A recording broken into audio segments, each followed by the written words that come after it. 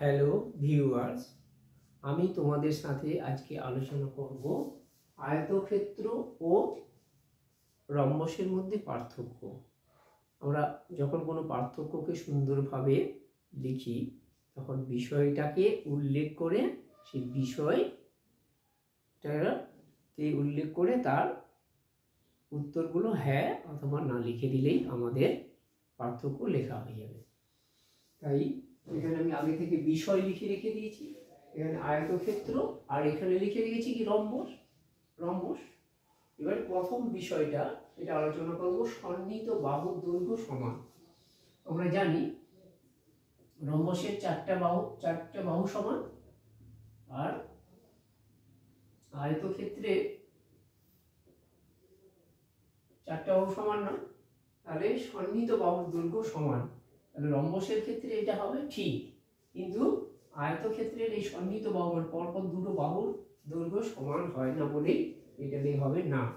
তাহলে সন্নিহিত বাহুর দৈর্ঘ্য সমান, রম্বসের ক্ষেত্রে এটা ঠিক বলে লিখলাম আমরা হ্যাঁ, আর আয়তক্ষেত্রের ক্ষেত্রে এটা না ঠিক নয় বলে লিখলাম না। এবারে দ্বিতীয় পয়েন্টে আসবো, সন্নিহিত বাহুর দৈর্ঘ্য অসমান। এই বিপরীতটা, এটা সমান অসমান। তাহলে সন্নিহিত বাহুর দৈর্ঘ্য অসমান, এটা হবে আয়তক্ষেত্রের ক্ষেত্রে ঠিক আর রম্বসের ক্ষেত্রে ঠিক নয়। তাই আয়তক্ষেত্রের ক্ষেত্রে ঠিক বলে এটা লিখলাম হ্যাঁ, আর রম্বসের ক্ষেত্রে এটা ঠিক নয় বলে লিখলাম না। এবারে তৃতীয় পয়েন্ট, কর্ণ দুটির দৈর্ঘ্য সমান। এই আয়তক্ষেত্রে এই কর্ণ দুটোর দৈর্ঘ্য প্রমাণ করা যায় পরস্পর সমান, কিন্তু রম্বসের এই কর্ণ দুটোর দৈর্ঘ্য পরস্পর অসমান।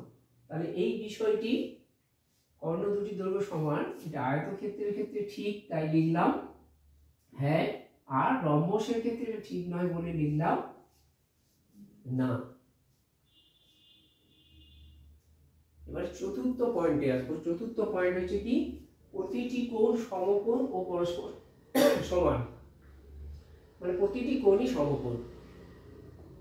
আমরা জানি আয়তক্ষেত্রে প্রতিটি কোণ 90 ডিগ্রি সমকোণ, কিন্তু রম্বসের কোনো কোণই সমকোণ নয়। তাহলে এই বিষয়টি আয়তক্ষেত্রের ক্ষেত্রে ঠিক, তাই লিখলাম আয়তক্ষেত্রের নিচে হ্যাঁ, আর রম্বসের ক্ষেত্রে এটা ঠিক নয় বলে রম্বসের নিচে লিখলাম না।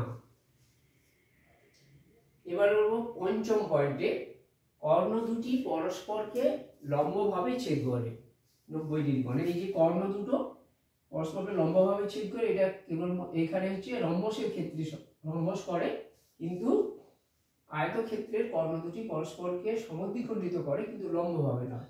তাহলে এই বিষয়টি রম্বসের ক্ষেত্রে ঠিক, তাই রম্বসের নিচে লিখলাম হ্যাঁ, আর আয়তক্ষেত্রের ক্ষেত্রে ঠিক নয় বলে এখানে লিখলাম না। তাহলে আমাদের পার্থক্য লেখা হয়েই গেল। তাহলে এই তোমাদের ভালো লাগলে এই চ্যানেলটিকে বেশি বেশি করে লাইক করো, শেয়ার করো, কমেন্ট করো।